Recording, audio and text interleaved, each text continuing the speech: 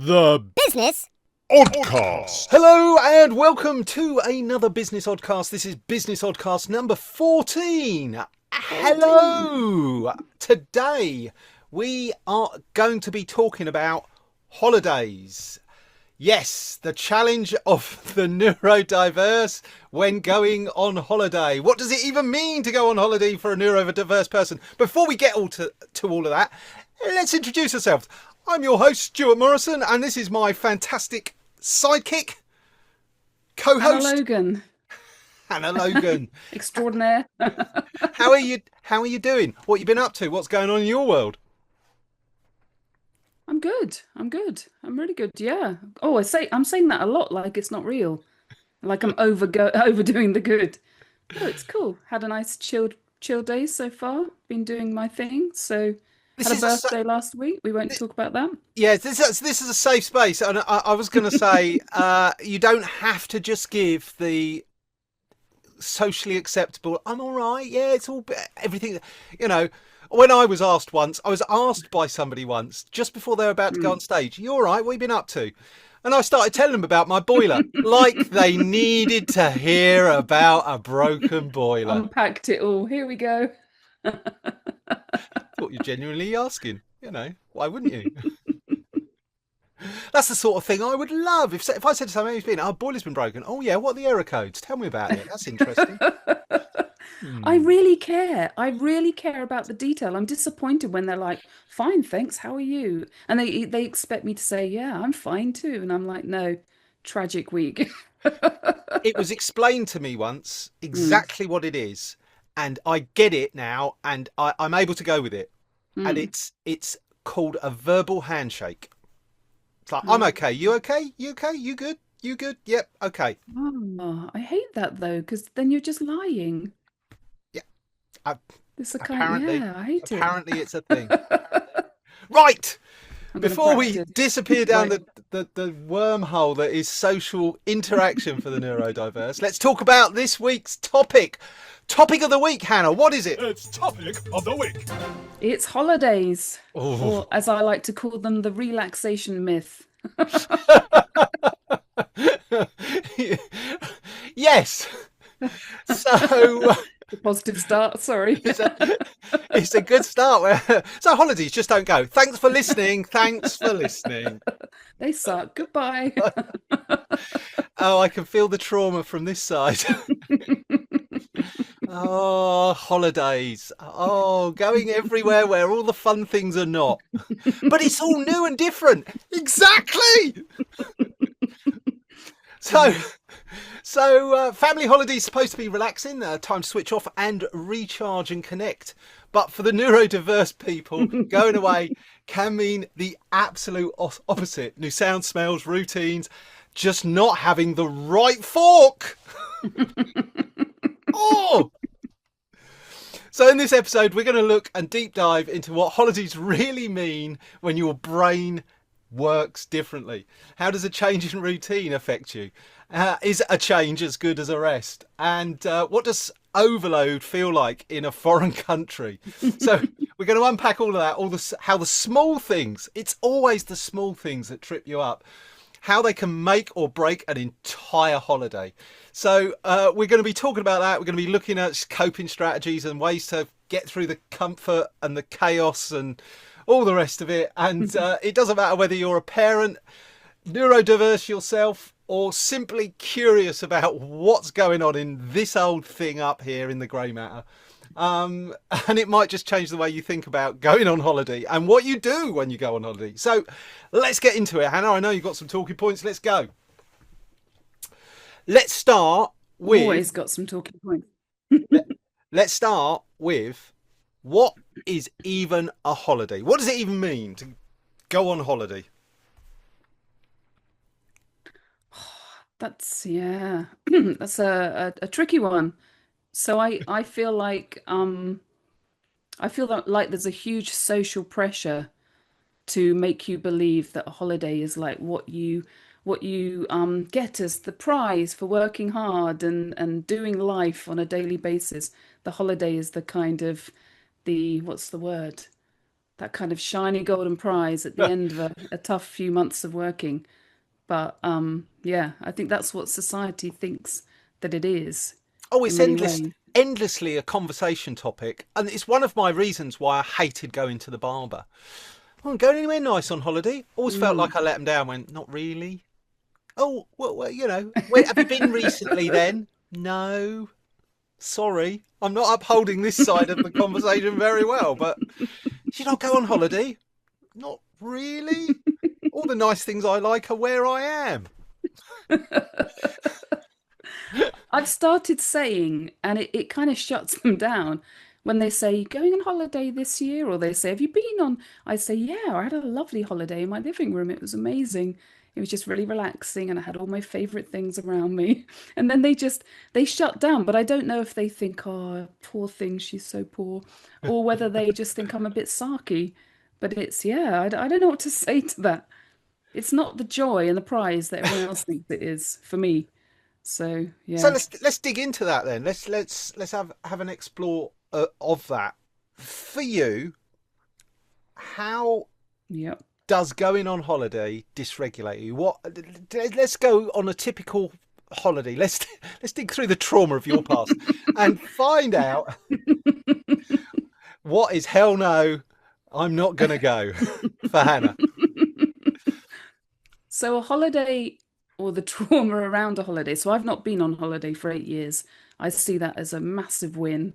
Well done. I'm sure. I'm pretty sure that my husband doesn't because he loves holidays. But yeah, I managed to dodge that for at least 8 years. For me, the holiday starts when somebody suggests it and the anxiety creeps in because I immediately know that there's going to be at least 2 weeks before the holiday of me making sure that everything is in place with my work.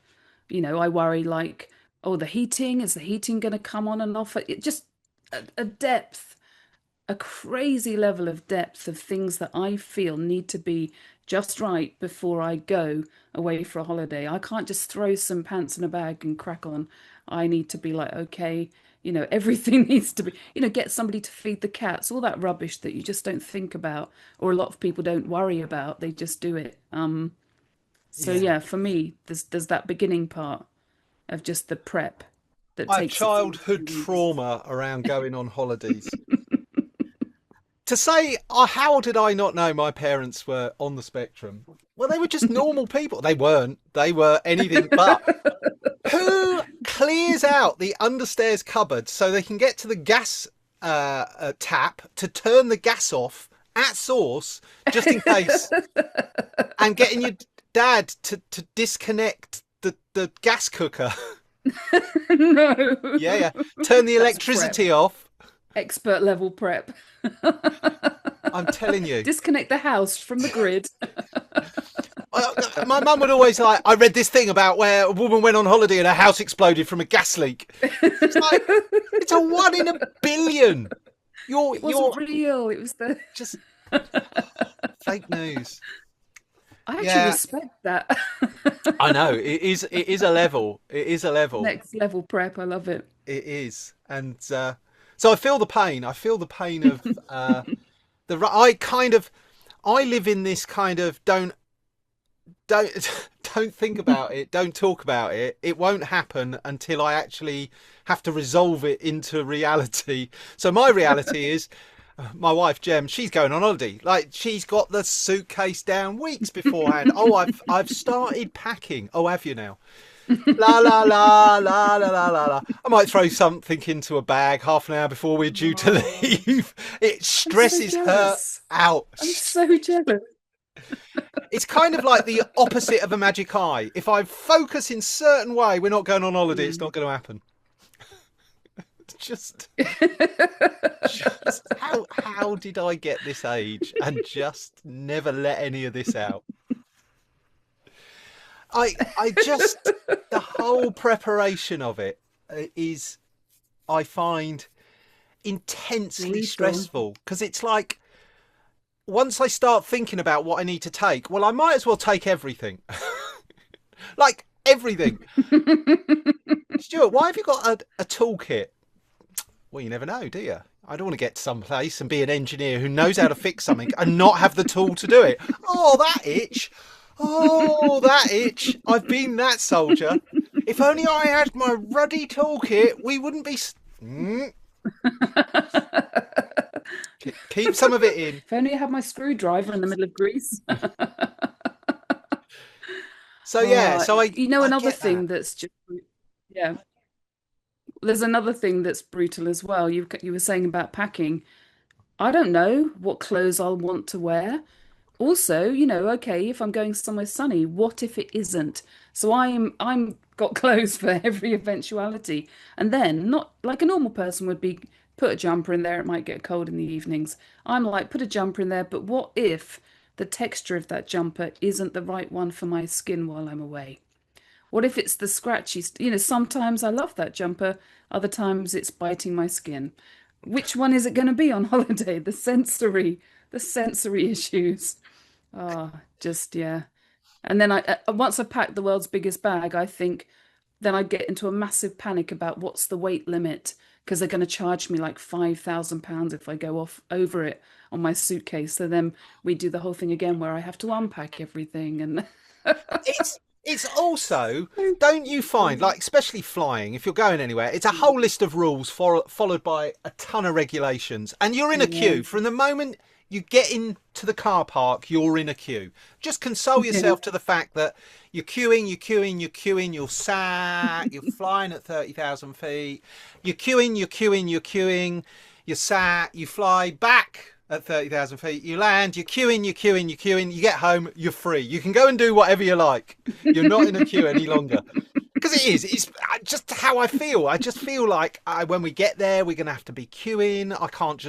I want a cup of tea. I can't just go and make a cup of tea. I've got to go and join a queue, or I've got to ask someone, or I've got to wait on someone bringing it to me, which is essentially you're on hold. You're on hold until someone can be bothered to do it for you. You're basically in a cage for your whole holiday. You're limited. You've got like your wings chopped off for the entire holiday. It's awful. What about security for you? What about for security? I'm so paranoid that when I'm going through security, I've literally got the kind of I've got drugs on my body face. I went to America once when I was about 22, and it's a bit more intense. You go to a counter and they have to talk. Where are you going? What's the address? I literally stood there shaking, going, and in the end I said, I'm not doing anything dodgy. It's exactly what you would say, madam. Drug mule. Because I didn't, when somebody, for me, when I'm under pressure, so they said, what address are you staying at? And it was my mum's friend. And I was like, I don't know. And I found it in my phone or whatever, my documents. And then they were like, what are you doing while you're there? And I was like looking, sightseeing, I don't know. And they were looking at me like, how do you not know what you're doing? And then I just blurted out, like, I'm not a drug mule or something like that. Luckily, I didn't get arrested. But just, yeah, inappropriate under pressure. I'm just saying all the things. It's like it isn't like, I have a voice in my head saying they're going to think you're a drug mule. And then it just comes out my mouth. And they just looked at me bemused. So we went to Disney. My lovely and wonderful in-laws paid for us all to go to Disney. The whole family went. It was a wonderful trip. But I referred to my previous comment. I like to pack. I like to have things. I like to have my tools. I like to have my multi-tool. But I know you're not allowed to take a multi-tool through. So I pack it in with my, checked in baggage. I've got to have at least a multi-tool. It's like a safety blanket. Even if I don't use it, I will be calmer because I've got a multi-tool. You're on the wing of the plane, like, don't worry, lads, I'm screwing it back on. Yeah, exactly. So I've got this backpack and just a day sack just to carry on because we were going to Disney World. Go in, you spend all day there, you come out. So I'm going to need to carry some stuff. And we had young children, youngish. And so we fly out there, we go through security, both ends, blah, blah, blah. Customs, all the rest. To get into Disney, you have to go through security, airport style security. Whoa. Wands, turnstiles, pat downs if they open your bags, the whole lot. And I get it, it's the land of guns, And they're not that popular, are they, around the world? So, all of this, in and out of Disney 5 times. We're flying back. We go to Orlando Airport, in the queue. We get to the TSA desk where they're patting everyone down. They've got a big microwave. They call it a scanner, but effectively they're microwaving you. And I don't want to be microwaved. It's one of the things that I have tried hard not to be. So they call it a refuser, right? Oh, and if there's one thing we know about the neurodiverse, we like to refuse. We like to. Nope. No. No microwaving for me. No, a hard no. Don't care what you're going to do. Unless you're carrying me through it, a squirming, shouting, seething mass of humanity. No. So anyway, one of the rules was, well, they don't do it to children. But in the line, when it's kind of then you put all the stuff on the belt and then everybody has to go. It was between the belt and the scanner. I lost track of the kids and Jem and that, and they just bypassed it and went through just the metal detector, and she went off. So I went to follow through the metal detector, and they went, no, but, and I went, no, family, nah, but family, but, no, you're holding the line up, sir. That would be your problem. I'm living in America now. I don't care if I miss my plane. You're playing with somebody who's really all in on life. I don't care. So they looked at me and they realised, he's not going to think. And they went, we can do a hand search. Fine. Ooh. You will have a pat down. Sounds a bit ominous. Okay. Stand over here. So they've given me back my day sack. So I'm stood to one side. And I'm not kidding you, the largest human being I've ever had a conversation with strode over. An impressive specimen. His parents must have been, he was like a redwood, he was like broad, tall, muscular, obviously some kind of athlete, obviously had a regime, probably took all of his nutritions, I don't know, but he was a sturdy old soul, I can tell you that. Big hands, and he patted me down. I tell you, it felt like I had an all over body massage at the end of it. It's like being hit with tennis rackets. He told me exactly what he's going to do. I'm going to touch you now, sir. I'm going to move my hands over your body. I tell you what you don't do. Start moaning gently to yourself. Oh, don't like that. A little bit more there, please. Apparently, he stepped away from me and he said, would you refrain from making a noise, sir? It was nice. I was like, oh, he was really digging in as well. Giant I was like, hands. Big old hands. You don't get that very often. When you're my size, getting a proper hug from someone. Anyway, pats me down. Says, can I have another look in your bag? Hand searches my bag. Hands me back the bag. Thank you very much. Jem's like looking at me like, what's going on? She goes, is that random? I went, I don't know. I didn't want to go through the microwave. Anyway, Orlando to the gate is like a monorail. And all of the family, including our kids, had gone off ahead with my in-laws and the rest of the family. So Jem was literally hanging back. When we got on the monorail, we're the only people in this particular pod. So I'm sitting there and I'm looking through my bag, just checking to make sure everything's where I left it and blah, blah, blah. And then I realised that the front strap had a zip and a pocket. And I'd put my scalpel into this thing. Oh, no. I'd taken the blade off the handle and I'd put all the blades, folded them up and put them in a small packet and tucked them in. Like a shank in your... Nobody had spotted this. So the idea of security at the airport, do me a favour. Security at Disney, nobody spotted it. I've been wandering around for an entire week. Even I didn't know it was there. So, Prepped for murder and not even knowing it. But you see, it's that level of preparation to go on holiday. I might need my scalpel. Yeah, no, I'm definitely going to need that. Let's put it in my hand luggage. They will be fine with that, Stu. Why would you need a scalpel in Disneyland?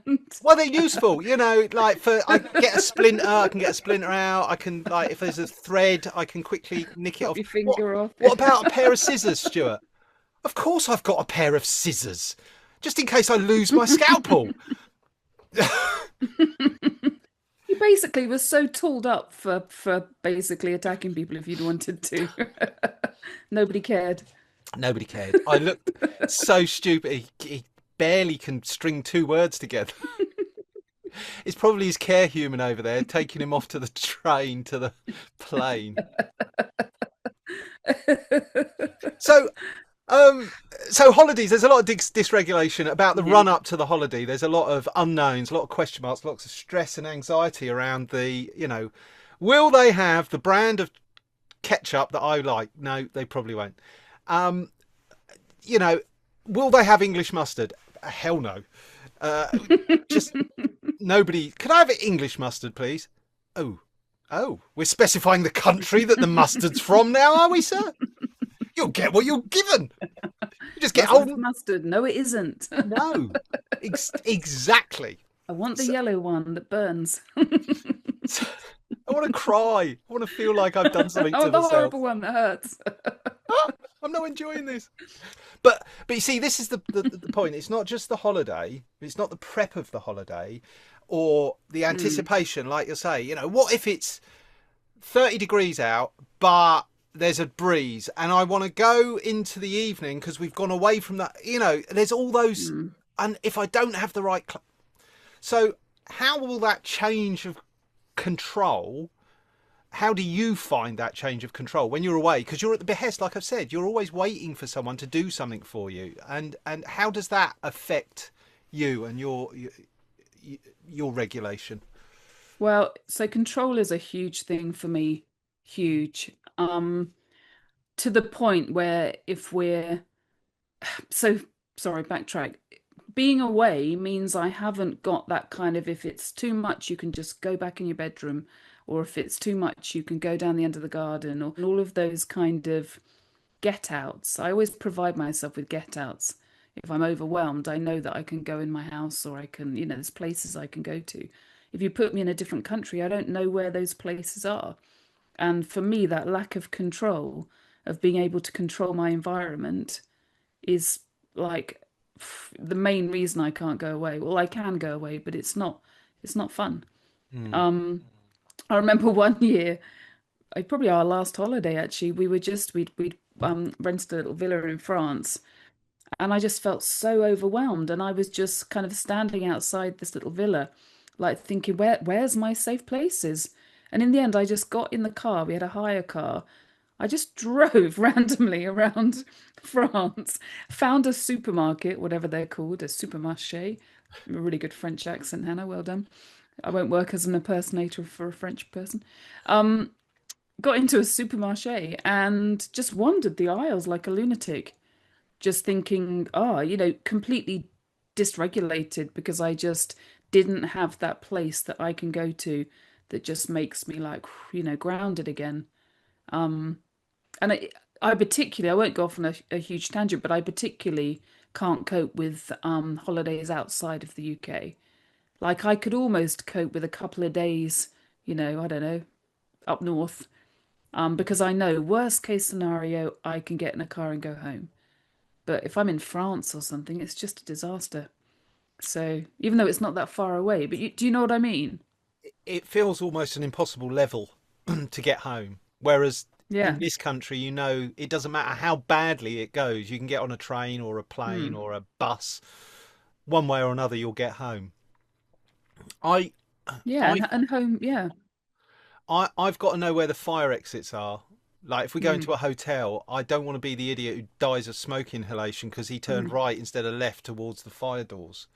People don't realise in a smoke-filled environment how disorientating it is. You're coughing and spluttering, it's stinging. That in itself, just like I need to know. And I always try and get rooms that are as close as possible to the stairs or the fire exit. Again, I don't want to be the guy who burns to a crisp because he couldn't make it to safety. So there's that playing on my head all the time. And when we toured, actually, when we had the when I was performing and we had the act, quite a lot of the times I would book in the same brand of hotel or the same hotel because I knew the layout, or I knew that the layout would be pretty similar. there would be the same signage I would have to look for. I wouldn't have to relearn. You know, I know safety signage is standard, but it's all of the little things that add up. You know, like dominoes. When one falls over, it can set off a chain reaction, especially if you're in an unfamiliar place. How do you cope with the change of routine? Because I quite like my routine. I get up, I have a couple of cups of coffee, I watch and learn, and then I come into work, and that's kind of my day. And I quite love my day. We've perfected that, haven't we, over the years? I'm 51, and you know, I've got it down to the way that I like my routine. It completely discombobulates me when my routine's out the window. And a big part of that change of routine is that I am quite solitary during my day. And I like to pick when I do and don't interact with people. Put me on holiday in a shared villa with my family. And I'm like spending quite a lot of time trying to dodge them. And that's no disrespect to them because they're amazing. But I need to be alone quite a lot. Well, that's how I recharge and regulate and stuff. Gemma's currently away. She's gone away to Morocco with her mum. They're having a high old time of it. I'm getting updates, and she's like, "I feel guilty." And I was like, over the years, that has waned, and she's gone away on many a holiday with her parents or her mum. I'm really happy. The fact that I haven't, I don't have to have an extra channel in my brain for all of the stuff for somebody else. And that sounds really selfish, but it means that I can relax, I can rest. I'm not constantly thinking, how does this affect somebody else? Not an alert. Yeah. Yeah. And it's a hard one to put into words. It's like, why wouldn't you want to go on holiday with your spouse? It's like, well,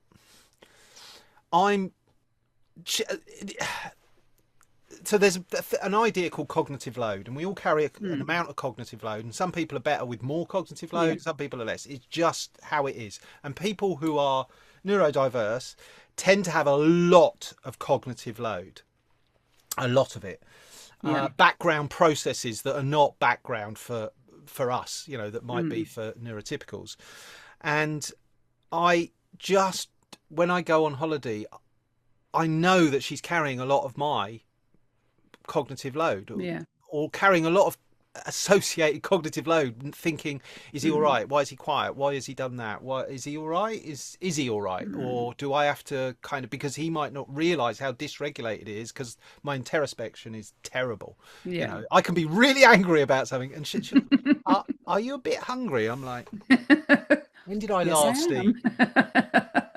Yeah, it's crept up on me a bit. You know, and even a little bit of hunger, and I can get really kind of, and not just angry, confused, and not thinking right, and the taxation on my brain just goes up, and therefore I get a lot shorter. And she's noticed this over the years.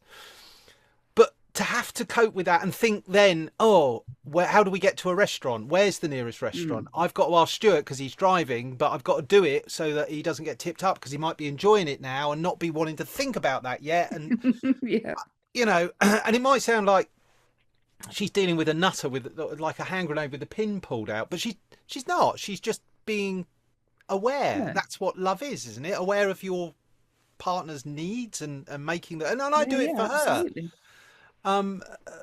As well, you know, making sure that I'm trying to think ahead, but that all goes out the window when I'm hungry. And when you're in a foreign country, especially, this is quite interesting one, the family holiday. And again, this is no disrespect to any family that I've ever been on holiday about, but it can be stressful when your time or the timings are on somebody else's clock. Yes, 100%. We're leaving now. Oh, great. You get ready. And you're not leaving. You're not leaving. You're not leaving. You're not leaving. You're not leaving. I'm now not leaving. I'm now sat in the car. I'm now fuming. Slightly tipped up, trying to go. It's not your fault. You're on holiday, Stuart. We're not on a deadline. To kill people. There isn't an itinerary and a to-do list. Why not? I want one. I've got one. Exactly. Ah, Um, yeah. so do you think there's a lot of pressure on neurodiverse people to look normal on holiday? That you're gone on holiday, so you've left all the pressures behind, so you can relax and be more relaxed, more. I hate using the word normal because it sets a No, but yeah, the stereotype of normal. yeah, you know, Yeah. Yeah. I mean, I think, sorry, I think kind of touched on it a little bit earlier, but I personally feel an intense pressure to enjoy a holiday because that's what we are told. A holiday is the gift, that you've got to go away and have an amazing time. And I know before I even leave the country or leave my house, I won't have an amazing time. I mean, I call it in our household, I call it the same shit in a different country. It's basically the stress of life somewhere foreign or somewhere else, somewhere foreign to you, without any of your coping mechanisms. If you're with your family, there's every chance that you're not the only spicy member. In my case, all four of us are spicy. So, oh yes, we go to France. One child is crying because the internet doesn't work, and that is their safe place to, the rest of the world in their iPad. And I'm not knocking that. I agree. The rest of the world in their iPad is their safe space. So that's automatically a disaster. Then somebody else, there's too much noise going on in the place, or it smells funny. And then, it's just utter. So it's not just you. You're surrounded by other people going through, or in my case, was surrounded by other people going through that same trauma. I've not got any of the things that calm me down. My environment's completely different. oh, the amount of holidays when I went as a kid. My mum and dad, they didn't have a lot of money. There wasn't a lot to spare, but we had everything. We had a roof over our head. I was never hungry. Once the council had put central heating in the house, we weren't cold anymore. We had new lino every 10 years. What could you say? Parents loved a lino. Lino and a rug. What could be better? So we'd go away to these holiday places that my mum. Oh, I had a word with her up the road, and her mum's got a place in Kent. Oh, that sounds nice. Yeah, it's a caravan in Kent. Fantastic, we'll go. Not Kent, Isle of Sheppey. World of difference. The Isle of Sheppey is like the Poundland of holidays. I don't mean to be horrible, but I'm being horrible. One day it rained so hard that we came out of the, or we attempted to come out of the caravan. And it was one of those long, mobile homes. And we came out there. Yeah, like a giant metal tin. Flooded. The entire area around the caravan was flooded. And only our caravan. Everywhere else, we were at the bottom of this dip. It was like, why did she build this caravan in a pond? To swim to the... No, my dad had to roll his trousers up, walk to the car, spot the spicy, walk to the car, got his Wellingtons, came back, dried his feet off, got the Wellingtons, and then gave us piggybacks to the dry land. But no, my dad went on holiday and took Wellingtons. Just in case. Never know. Just in case there was a flood. Just in case. Proved and right, though. Right. He was right. You prepared. And now you look and you go, oh, that's why Stuart takes a scalpel and a toolkit and his wellies. Oh my goodness. You've just reminded me that we went away when the kids were tiny to a Haven holiday. I'm going to be a meanie now. Right. We went to a Haven holiday because somebody said, yeah, it's great, there's entertainment, blah, blah, blah. Okay, firstly, it's a sensory nightmare. Secondly, my husband was so traumatized by the whole experience because there was people everywhere. There was like somebody in the caravan next to us playing drum and bass till 5 a.m. I like a bit of drum and bass, not 5 a.m. And it was just chaos. And in the end, Steve basically feigned, my husband feigned a stomach bug and just basically threw me, used me as a human shield, like, oh, don't come near me, you might catch it. And made me go and take the kids to the arcade where we just listened to people shouting at their kids and swearing. And sorry, that's making me, I'm gonna get sued by Haven now. Sorry, it wasn't Haven, it was whatever. Um yeah, Steve basically feigned an illness because he was so done that he just thought, her and the kids, Hannah and the kids I'll just set them loose. Hopefully they'll survive. I'm gonna batten down the hatches in the bedroom, pretend to be ill. Good It luck was with brilliant. Good for him, but I just thought, oh, man down. I had to carry on without him. It was Sometimes you brutal. can only save yourself. Yeah, and that's what he did. He just thought he sacrificed the kids and me. See ya. But I could tell in hindsight it was his worst nightmare. I don't know why. I don't know why I got sucked into that idea that that would ever be a good thing for us. The noise and the people and the entertainment. We're not those people. We can't cope with it. We We can't cope with it. we went Or away. family can't. Yeah. Yes, no, it's not just like you say, it's not just yourself. It's when you have Mm. other members of your family with sensory needs and you're all Yeah. trying to.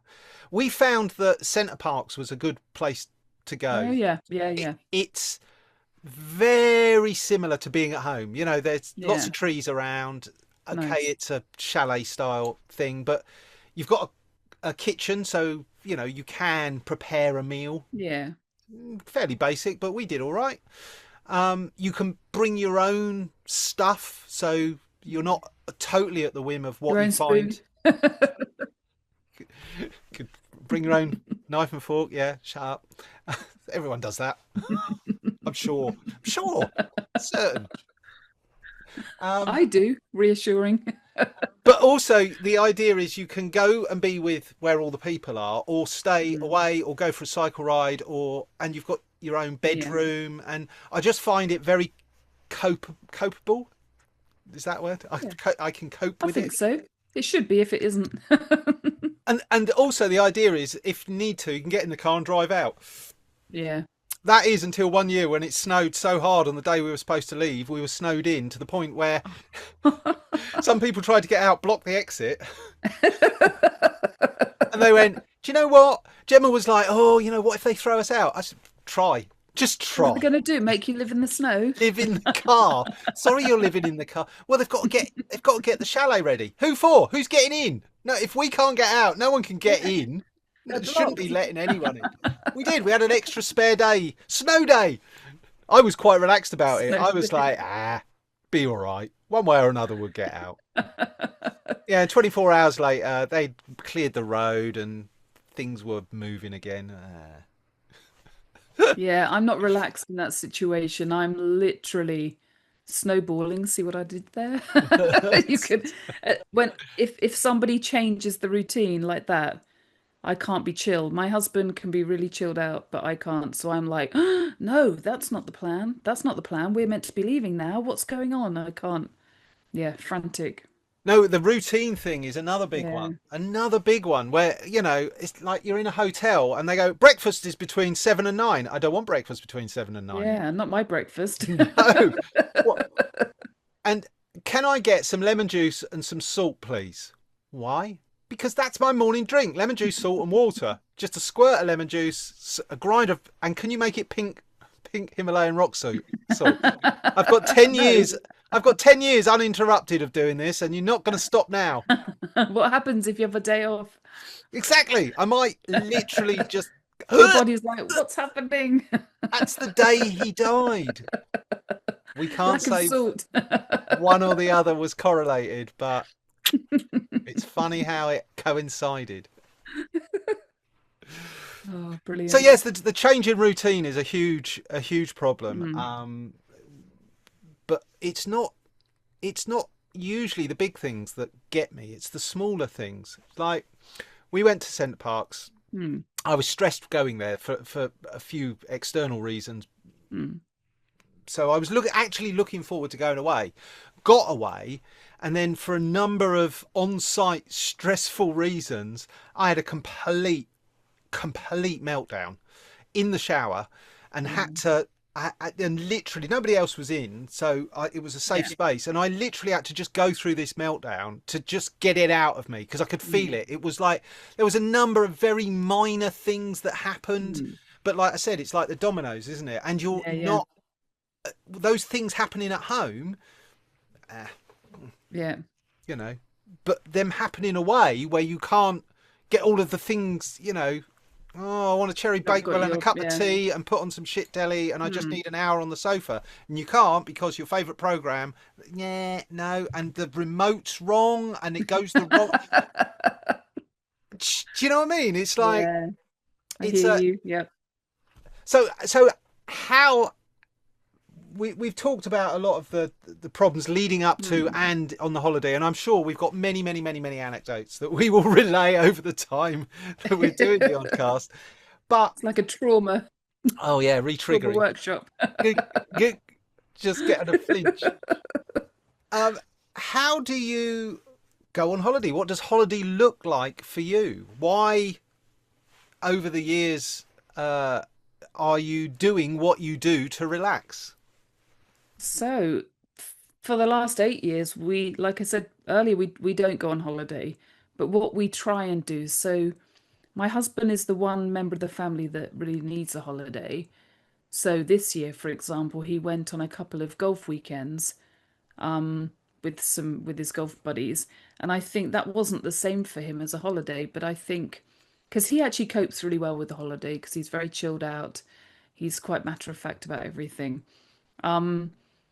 But yeah, for the rest of us, we don't. I don't know what the answer is. The last holiday that we had, other than the abroad one 8 years ago, was we went up to York.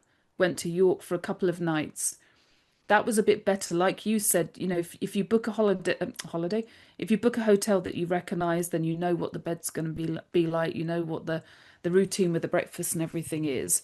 So we went away and stayed in quite a nice hotel, and we just tried as much as we could. We said to the kids, you know, if you want to hang out in your room, we all had separate rooms. Not me and my husband, but the kids had their own rooms. It's bloody expensive for adults going away on a holiday like that. Yeah. And it was the big message I was giving both the kids was we can all do what we want. You know, the kids are older. If you want to hang out in your room for a couple of hours and read, whatever, it was permission. That it wasn't what I call enforced fun, where you're like, we're a family, we're going to do everything together. And we did. We went out for food and we went, you know, to this brilliant museum there and stuff like that. But we didn't, it wasn't an enforced every day we're doing stuff together kind of thing. Because that's too much. We're all, like I said, we're all four of us really need time on our own. That's huge for us. So that's how we survive. And I wonder when maybe in the future, we might be able to go on another holiday again, probably. But it's just, I don't find it fun at all. I remember once, and this is brutal, I can't believe I'm sharing it on the podcast. I remember once years ago, my husband said, you know, what if we like won the lottery, what would be your perfect holiday? And I said, you know, I described like a kind of like an amazing island where nobody else is really there and they just ship in a load of amazing food every day and it's just me chilling out on a beach. And he said, that sounds amazing. Yeah, I could handle that. And I said, no, just me. Not you and the kids. Literally just me. And I know as I'm saying that, I realise it sounds so awful. And it's no reflection on him and the kids. I adore them. I could not adore them more. But yeah, a holiday... For me, when I'm worrying, you talked about the mental load and everything. If we're on holiday, I'm constantly like, you know, is he okay? Is she okay? Is he okay?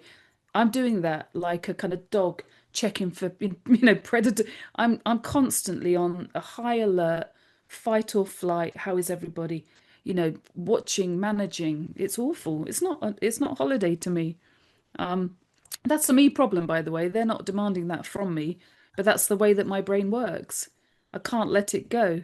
I think there's an amount of mum in there as well. Yeah, I sure. think that is a, you know, the mum old load. the mum load. The old joke about, you know, to have a week in hospital. as a mum. Have a week in hospital. Not anything life threatening, but just somebody bringing you Just your food, tonsils out or something. taking I remember care. people bringing you food, and I remember once when the kids were tiny and it was just, there was a maybe a really bad day of like everyone screaming, and I just said to my husband, just get me sectioned. And he was like, what? I said, just get me sectioned, just tell them I'm crazy, get me sectioned, I'll have a nice padded room, they'll bring in food, they won't talk to me too much because they'll think I'm mental, and or I'm on the edge. And yeah, please just get me sectioned for a couple of weeks. It'll be like the most amazing holiday. And that, by the way, I'm not mocking mental health and being sectioned and any of that stuff. That's incredibly serious. But just the idea that in my brain, thought it would be a really good idea to get mentally sectioned just to get a break, just to have some peace and quiet. And I'm sure actually that isn't a peace and quiet experience. But in my head, you know what I mean? That idea of just being on your own in a quiet, plain room. Just Crazy. no, low stimulation environments. Yeah, really mild lighting. Whenever I've gone on holiday, it's like pre-kids with just Mm. Jem and I. Um, we have we're together on holiday, Mm. but we're doing separate things. She Yes. is probably lying stationary reading a book, with as much of her skin exposed as is Legal. deemed legal by society. Yeah, I didn't know you needed a tan between your toes. Okay, you do that.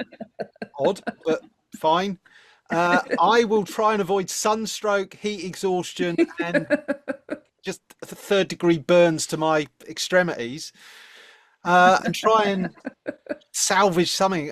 The things I've done on holiday. I started running I got friendly with the event staff, and once they realised I knew what I was doing, I was put in charge of the five-side football competition. Check over. He said I suddenly started hearing this person's voice on a microphone and whistle. Oh, sounds really like Stuart. You got employed for the week. She came into the bar once. I was behind the bar. She goes, what are you doing? I'm showing them how to make cocktails. What? Yeah, I'm showing them how to make. Always busy. Just bored. Just my brain can't switch off. Just lie there and do nothing. I can't. Yeah, I can't. Yeah. Is this... It's my worst nightmare. Well, no, that's dramatic. I can't. So my husband would love to lie on a beach with a book, have a beer and all of that kind of relaxing stuff. That's not relaxing to me. I'm lying there thinking, how long do I have to lie here? I'm so bored. I went many years ago. I was very lucky in a previous life when I was about, late teens. I went away with a friend at the time to Bermuda, and it was, oh my gosh, it was the most incredibly luxurious, like holiday of a lifetime type trip. So this friend that I'm with, just lying on the beach all day, doing his thing, getting cocktails over to him from various slaves in the various waitresses and waiters in the hotel. And I'm just spending the entire week just like, I need to do something. In the end, I befriended one of the people that was one of the entertainment guys in the evening, and he taught me how to fish. And so we used to go fishing with him every day off like, one of the edges of, oh, it's just incredible.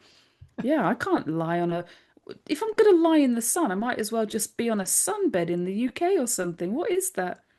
I just don't get it. It's guaranteed. Well, I do get it. I do. I have, Yeah. over the years, it sounds like I've never been anywhere. I've travelled extensively, to be fair. I've been to many places, Cuba, Mexico, India. Amazing. Yeah, I've been privileged that I've travelled as much as I have. And it makes it sound like everything was a trauma.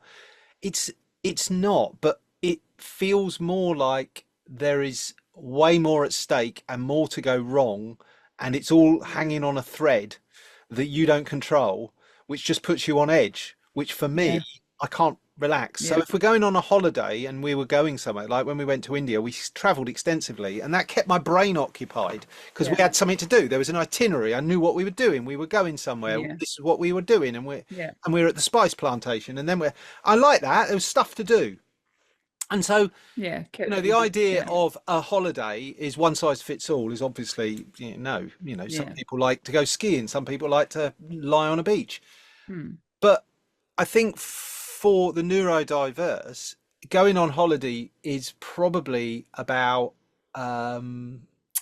diving deep into your special interest, going to a place of interest that you are willing to accept the sensory overload, the routine change, because your brain is like, I really need to know about this. I want to go to that battlefield. I need to go to that architectural whatever. I need to be in that place.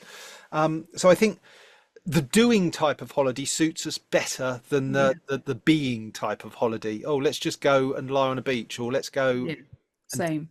do a single activity for an entire week. Oh God, please no. So a single activity for an entire week somewhere where it's cold? No. Sounds all right. awful. Tell me about it. Send me a postcard. Send me a postcard from the photos. A&E department. Why don't you? I've often said that when I come off of holiday, I need to recover for a week. Oh yeah. It's a bit of a joke, but it's also true. I always try and have a low impact week. It's hard when you come back off holiday and you've ignored things, but I like to try and get 2 weeks ahead so that it's almost like I'm having a 2-week holiday. Yeah. No, I hear you. Is your coping mechanism similar when you come back off of the holiday? Yeah, so I see a holiday as a week before it of trauma and preparation, which requires me abandoning everything else in my day-to-day life, aka work. And then the week after is just, kind of, I liken it to going, if I'm talking intensely at a party or something, the next day I'm all done and I just need to kind of decompress. I think with a holiday, it's so intense, even if you're not doing a lot, that afterwards it's a come down, isn't it? It's just like a come down of kind of integrating yourself back into your normal life and yeah. Whenever we all come back off of being away, even if it's just for a weekend to the in-laws, whenever we come through the door, we all scatter. We all like, oof, go God. into your own rooms. Crunch, I'm at the office. Jem's in her art shack. The kids are in their rooms. Everyone's doing their special interests. You see, and I think that this is the part of the problem starts when you think to yourself, I want to go on holiday, or let's think about going on holiday, because from that point on, it's a very off-putting process. You have to book a holiday. These days, everyone books a holiday online, or more or less everybody books a holiday online. And that's the start of the problem, because it's like, well, I could go anywhere. Budget is a restrictor that tends to keep you closer to home, but not necessarily. I would really like a holiday travel experience where you could put in your interests and it would spit out, go to this place. I really like computers. Oh, you would want to go to the Computer History Museum. Bosh, book a weekend away here. Oh, brilliant. Yeah, why not?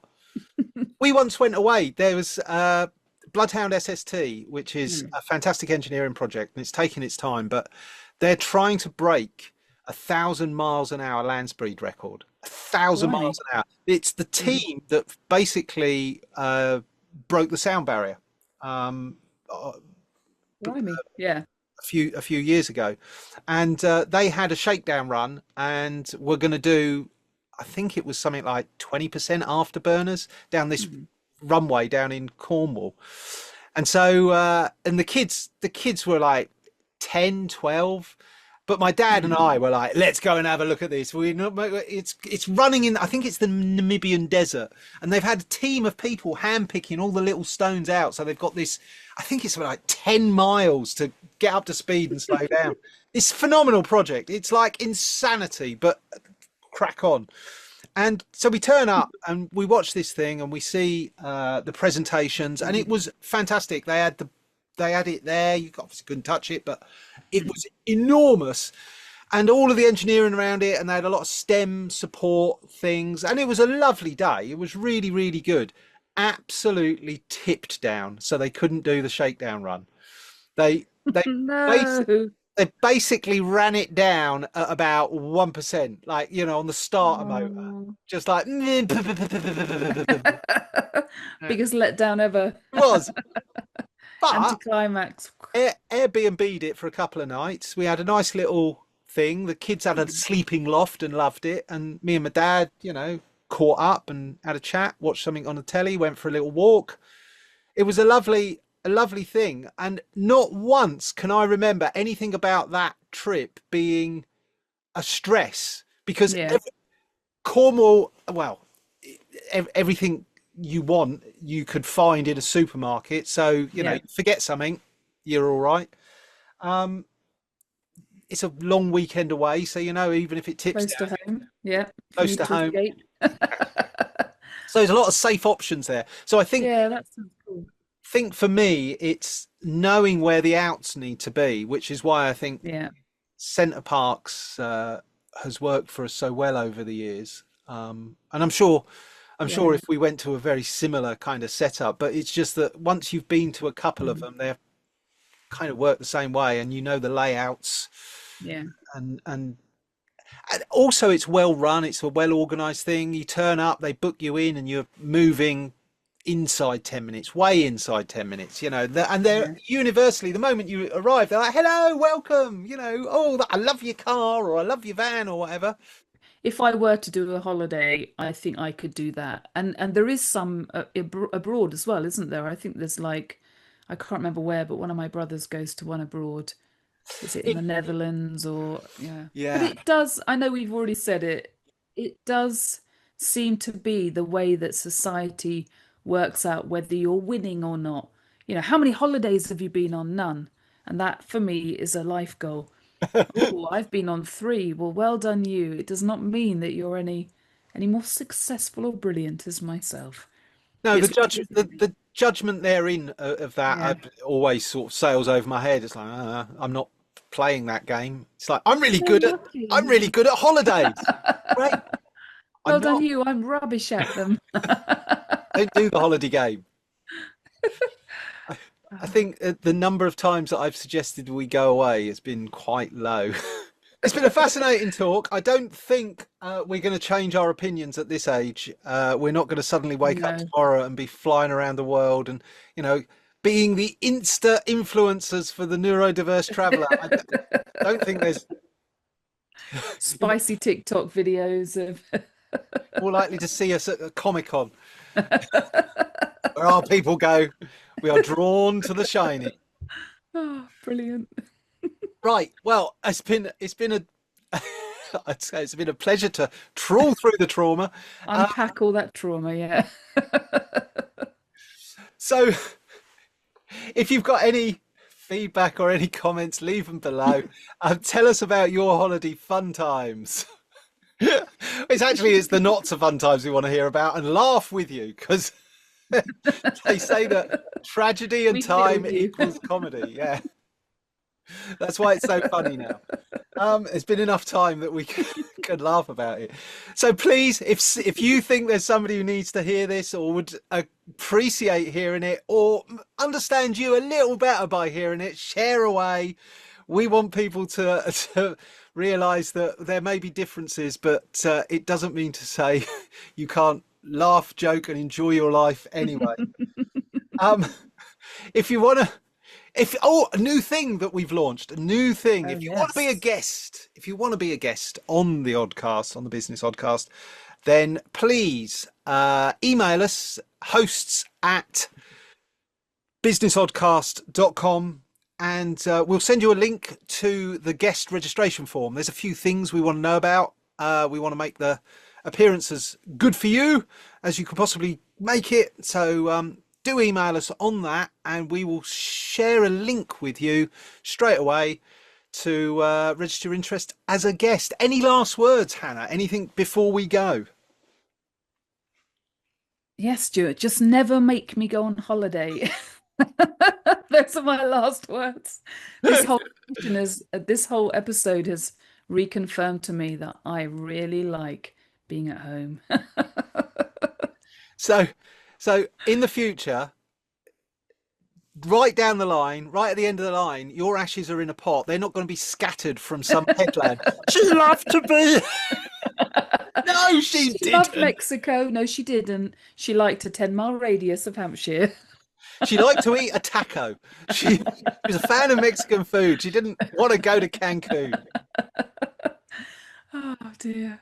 Right, ladies and gentlemen, whatever your experience has been, let us know. We'd love to hear from you. Thank you for all the kind comments. We've been going now for a few weeks, and the feedback so far has been really encouraging and really welcome. So thank you for making us make the effort to improve. If there's anything we're doing that you think, I wish you'd do this, or you wish you wouldn't do that, please let us know. We're an equal opportunity to make this whatever we can for you. Yeah, we might ignore you, but you know. I was going to say we may choose to do nothing. We might just say nope. We've got a few weeks yet before the new year, but we've got some changes coming up in the new year, and we're going to mix it up in 2026. I'm going to sort of leave the teaser there. Let's just say that there may be a studio being whipped up. I'm like that. I've We're only almost a bit sensible, Stuart. I've only gone and bought 2 mics. You proper podcasting. We're turning into real adults. No, it's just taken me however long, 14 weeks we've been doing this, and it's taken me that long to go and look for new mics. Anyway, it's a process. On that executive dysregulation bombshell, we'll see you next week. Next week's topic. What's next week's topic, Hannah? What is next week's topic? It's another traumatic one, Stu. Sorry. Oh, right. Reunions. Who doesn't love a reunion? Me. I don't love them. No, a reunion. Trauma part 2, as I like to call it. Holidays, only with people you hate. No, don't make me talk about reunions. All right. Okay. Sorry. Oh, we'll be crawling through that particular trauma ditch, crawling through it. Bullets fly over our heads, metaphorically speaking. Ladies and gentlemen, whatever your neurotype, be kind to yourselves. You are enough. We love you. And thank you for sharing the love with us. All the very best. Have a good week. Bye-bye. Take care.